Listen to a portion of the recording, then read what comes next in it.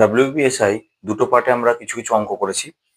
আজকে তৃতীয় পার্টে আমরা 2000 WBSI প্রিলিমস 2019 এসআই প্রিলিমস 2019 সালের বাকি অঙ্কগুলো আমরা আজকের এই দ্বিতীয় পার্টে করব, এই তৃতীয় পার্টে করব। এখানে আমরা যে 16 নম্বর অঙ্কটা বা এখানে যে অঙ্কটা দিয়েছে প্রথম অঙ্কটা, সে অঙ্কটাই বলেছে 5টি ঘন্টা যথাক্রমে 9 সেকেন্ড, 6 সেকেন্ড, 4 সেকেন্ড, 10 সেকেন্ড এবং 8 সেকেন্ডের ব্যবধানে বাজতে শুরু করে। 5টি ঘন্টা কি বলেছে? 9 সেকেন্ড, 6 সেকেন্ড, 4 সেকেন্ড, 10 সেকেন্ড এবং 8 সেকেন্ডের ব্যবধানে বাজতে শুরু করে। 1 ঘন্টার ব্যবধানে তারা কতবার একসঙ্গে বাজবে? এই ধরনের যখন ঘন্টা এত সেকেন্ড অন্তর ঘন্টা বাজছে এরকম যখন অঙ্ক দেবে, তখন এই যত সেকেন্ড অন্তর ঘন্টাগুলো বাজছে তাদের লসাগু করে নিতে হবে। লসাগুর ক্ষেত্রে লসাগু তো এটা করা যাবে, কিন্তু দেখো এখানে 4 কে 2 দিয়ে গুণ করলে 8 হয়, অর্থাৎ 4 লেখার দরকার নাই। এটার লসাগু আর 8 এর লসাগু একই হবে। আর বাকিগুলো যায় না, তাই করে নি। 3 দিয়ে করলাম 3 তিরিক্ষে 9, 3 দুগুণে 6, এটা তো যায় না, 10 থাকলো, এটা 8 হলো। এবার করলাম 2 দিয়ে 3, এটা 1, 2 একে 2, 5 দুগুণে 10, 4 দুগুণে 8 হয়ে গেল। আর এখানে কোনো কিছু দুটো সংখ্যা যাচ্ছে না, শুধু একটা সংখ্যা যাচ্ছে, সবগুলো আলাদা গুণ করে নেবো। 5 4 20, 3 20 60, 60 দুগুণে 120, 100 3 দিয়ে উপরে 360, 360 সেকেন্ড হচ্ছে এদের লসাগু। তাহলে এত সেকেন্ডে একবার এরা একসঙ্গে বাজবে, একবার একসঙ্গে বাজার পর ঠিক এত সেকেন্ড পর একবার একসঙ্গে বাজবে। এবার কি বলেছে? বলেছে 1 ঘন্টার ব্যবধানে কবার বাজবে। 1 ঘন্টা মানে কত? 1 ঘন্টা মানে যেহেতু এটা সেকেন্ডে আছে, এটাকেও সেকেন্ডে করবো। 1 ঘন্টা মানে কি জানি 3600 সেকেন্ড। তাহলে 3600 সেকেন্ডে কবার বাজবে? এত সেকেন্ড দিয়ে ভাগ করে দেবো 10 বার। উত্তর হবে অপশন বি, 10 হবে উত্তর। চলে আসবো পরের অঙ্কে। এই অঙ্কটা খুব ভালো একটা অঙ্ক। দেখো বলছে সচিন তেন্ডুলকারের 11 ইনিংসের একটি গড় রান রয়েছে, একটি গড় রয়েছে। 11টা ইনিংস খেলেছে, যার একটা গড় রয়েছে। গড়টা আমরা কত জানি না, ধরে নিলাম এক্স। ঠিক আছে, তাহলে 11টা ইনিংসে গড় হচ্ছে এক্স। তাহলে মোট রান কত 11টা ইনিংসে? 11 ইন্টু এক্স। আমরা জানি গড়ের সঙ্গে যতগুলো গুলো ইনিংস গুণ করে দিলে সেটা মোট রান হয়ে যায়, তাহলে 11x। এটা মোট রান 11টা ইনিংসে। এবার বলেছে 12তম ইনিংসে সে কি করেছে? 120 রান করেছে। তাহলে 12তম ইনিংসে সে 120 রান করেছে, মানে তখন তার রান কত হচ্ছে? 11x। 11টা ইনিংসের গড় মোট রান ছিল, প্লাস 120 যোগ হলো। এই যে মোট রান, এত রান হলো। এইটা কি? এইটা করার জন্য তার কি হয়েছে? তার গড় রান 5 রান বৃদ্ধি পেয়েছে। গড় রানটা 5 রান বৃদ্ধি পেয়েছে। এখন গড় রান কত? এখন গড় রান কত? 11x plus 120। এটা 11টা ইনিংসের মোট রান, এটা 12তম ইনিংসের মোট রান। তাহলে এটা 12টা ইনিংসের মোট রান। গড় রান করার জন্য 12 দিয়ে ভাগ করব। তার আগে গড় কত ছিল? এক্স। কত বাড়লো গড়? গড় বাড়লো 5। এটা তার গড় রান হলো 12টা ইনিংস খেলার পর। এবার ক্যালকুলেশন করলেই হয়ে যাবে। দেখো এবার কিভাবে ক্যালকুলেশন করবো, আমি চলে আসি সাইডে, একটু মুছে নিই।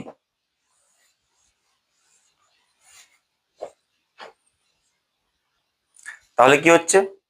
11x প্লাস 120, 12টাকে দিয়ে কোনাকুনি গুণ করবো। 12 into x 12x plus 5 বারং 60। 11x কে দিয়ে নিয়ে চলে যাবো, 60 কে দিয়ে নিয়ে চলে এলাম। তাহলে কত হলো? 12x। এটা 11x প্লাস আছে, গিয়ে মাইনাস হয়ে যাবে। 12টা এক্স থেকে 11টা এক্স বাদ দিলে শুধু এক্স হবে। প্লাস 60 এদিকে এসে মাইনাস 120 হবে। 120 থেকে 60 বাদ দিলে হয়ে যাবে 60। তাহলে এইটা x সমান 60। এক্স কি ছিল? আগের গড়। প্রশ্নে বলেছে তার নতুন গড় রান কত? তার নতুন গড় 5 বৃদ্ধি পেয়েছে, তার নতুন গড় হবে 60 প্লাস 5 সমান 65। উত্তর কোনটা আছে? উত্তর আছে বি এর 65। বি এর 65। এর পরের অঙ্কে চলে আসবো। পরের অঙ্কটা, মোটর গাড়ির চাকা 440 মিটার চলতে 1000 বার ঘূর্ণন হয়। দেখো এটা রাস্তা, একটা মোটর গাড়ির চাকা হচ্ছে এটা, এটা চলছে, এটা ঘুরছে। ঘূর্ণনের ফলে কি হচ্ছে? রাস্তা কভার করছে। বলছে 1000 বার ঘূর্ণন করেছে, 1000 বার ঘুরেছে, ফলে কি হয়েছে? সে 440 মিটার রাস্তা কভার করেছে। ঠিক আছে, একবার একটা মোটর গাড়ির চাকা ঘোরা মানে দেখো এখান থেকে একদম এই অংশটা ঘোরা। আর এইটা মানে কি, চাকা যেহেতু বৃত্তাকার, এটা হচ্ছে বৃত্তের পরিধি, এটা হচ্ছে কেন্দ্র থেকে বৃত্তের ব্যাস আর। তাহলে বৃত্তের পরিধির ফর্মুলা আমরা কি জানি, এইটা ব্যাসার্ধ আর, বৃত্তের পরিধির ফর্মুলা কি জানি, 2 পাই আর, এটা জানি পরিধি। এইটা এইটা কতবার ঘুরবে, 1000 বার। আমরা কিন্তু আর জানি না, আর জানি না। তাহলে সে কত রাস্তা কভার করবে, 440 মিটার, এত রাস্তা কভার করবে। আমার মিটারে উত্তর চেয়েছে, বলে এটাকে আমার সেন্টিমিটার বা ডিসিমিটার করার দরকার নেই। চেয়েছে ব্যাস, কি বলেছে, চাকার ব্যাস কত। ব্যাস মানে কি জানি, ব্যাস মানে আর এর ডবল, ব্যাসার্ধের ডবল মানে 2r।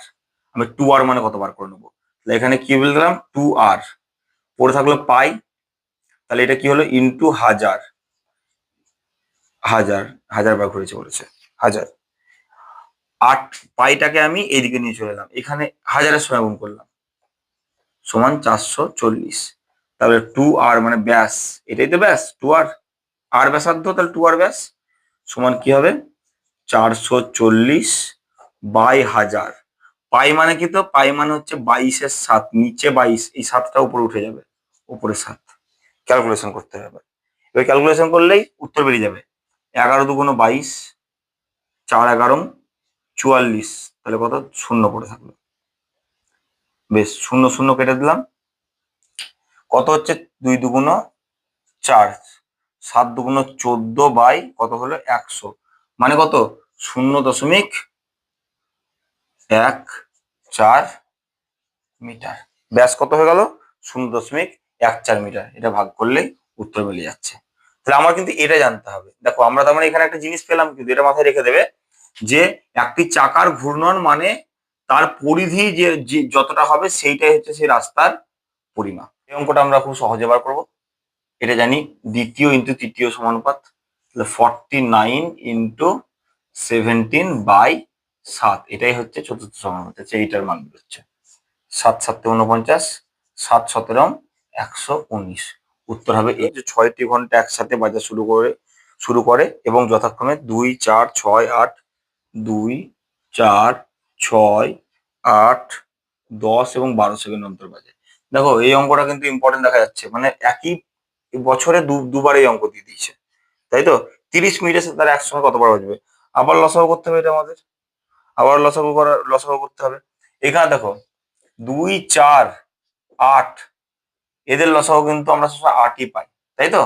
8কে 4 দিয়ে 2 দিয়ে ভাগ যায়। আবার দেখো 6, 12 লসাগু কিন্তু 12ই হচ্ছে এখানে, আমার কিন্তু 6 লেখার দরকার নেই, আর শুধু 10 লিখতে, এই তিনটে লসাগু কিন্তু 12ই হচ্ছে এখানে, আমার কিন্তু 6 লেখার দরকার নেই, আর শুধু 10 লিখতে, এই তিনটে লসাগু করলে কিন্তু আমাদের কিন্তু লসাগু পেয়ে যাবো।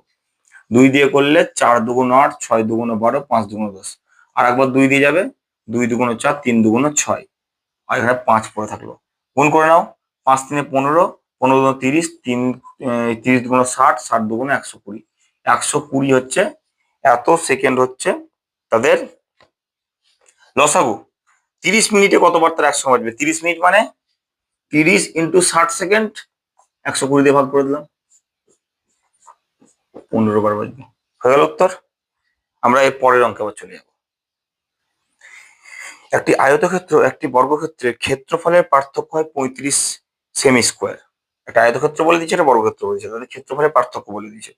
যদি আয়তক্ষেত্রের দৈর্ঘ্য এবং প্রস্থ বর্গক্ষেত্রটির বাহুর তুলনায় 50% বেশি ও 10% কম হয়, অর্থাৎ এটা যদি আয়তক্ষেত্র হয়, এটা যদি বর্গক্ষেত্র হয়, এবং এইটা যদি আয়তক্ষেত্র হয়,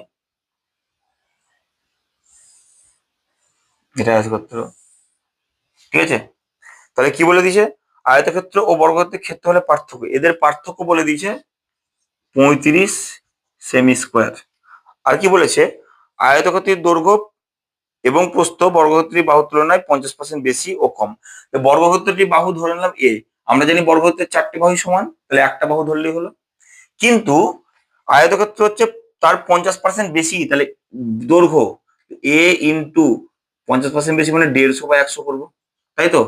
150/100, 50% বেশি মানে 150/100, তার মানে 3/2, তার মানে লিখতে পারি 3a/2, এটা হচ্ছে ওর দৈর্ঘ্য। আর প্রস্থ কত হবে, প্রস্থ বলে দিয়েছে 10% কম, মানে 90/100, মানে 9a/10। এটা হলো প্রস্থ, এটা হলো দৈর্ঘ্য। তাহলে আমরা ক্ষেত্রফল পেয়ে যাবো কত? ক্ষেত্রফল পেয়ে যাবো দৈর্ঘ্য ইন্টু প্রস্থ, 9a/10 ইন্টু 3a/2। এটা হচ্ছে আয়তক্ষেত্রের ক্ষেত্রফল।